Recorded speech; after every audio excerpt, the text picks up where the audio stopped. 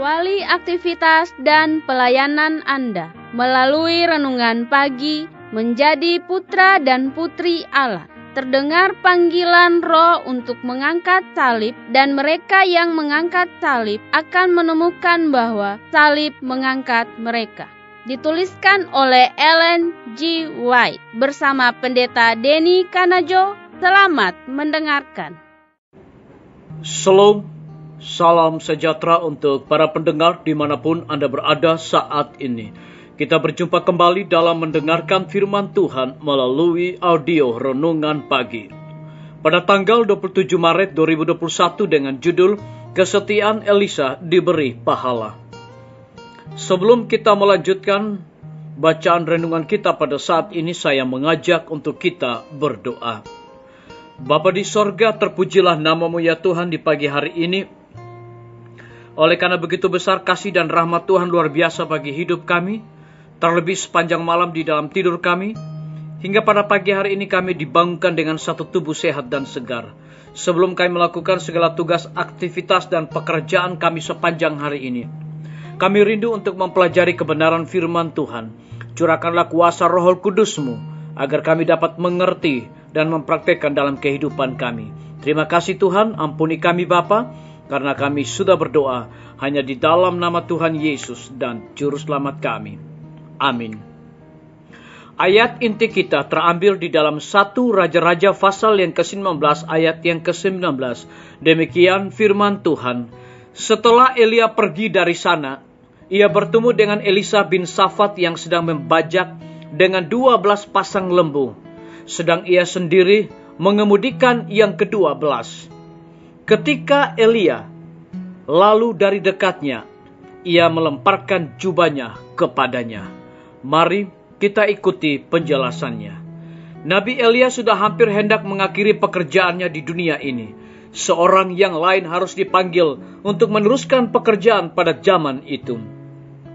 Dalam perjalanannya Nabi Elia ditujukan ke arah utara. Kemana saja Nabi Elia memandang, tanah yang dilihatnya adalah dimiliki oleh seorang yang tidak sujud menyembah Baal, yang hatinya telah tetap tidak bercabang dalam pekerjaan Allah. Pemilik tanah itu adalah Safat. Perhatian Nabi Elia tertarik kepada Elisa, anak Safat, yang bersama para hambanya sedang membajak dengan 12 pasang lembu.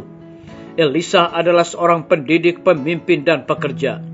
Elisa tidak berdiam di kota-kota yang padat penduduknya. Ayahnya adalah pengelola tanah, seorang petani.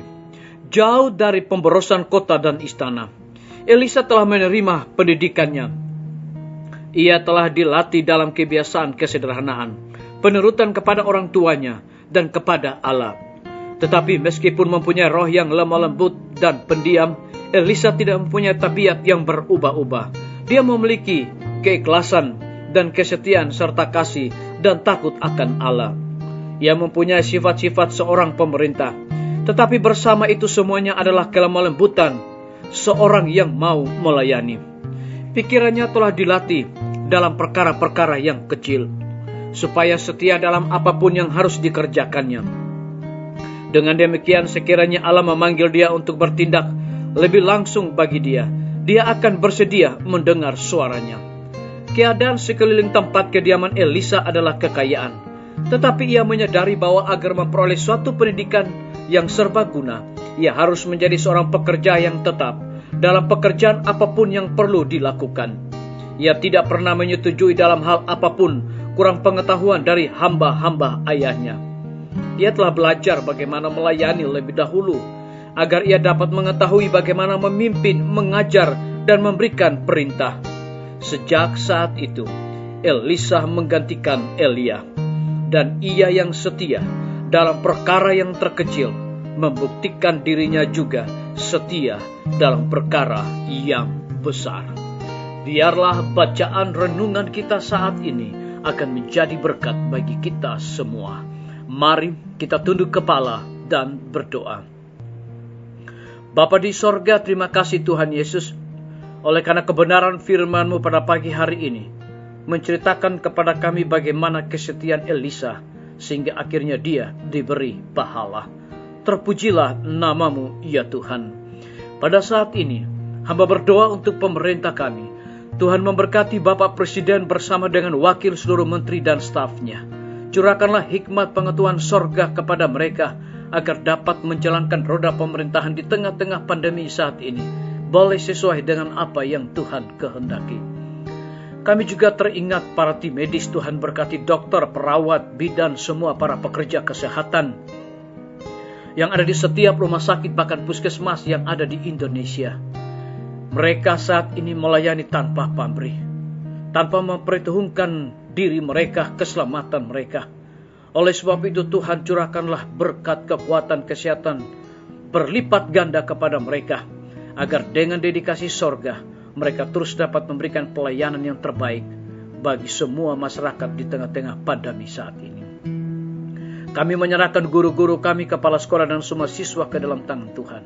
Mereka sedang mempersiapkan diri untuk menghadapi ujian akhir.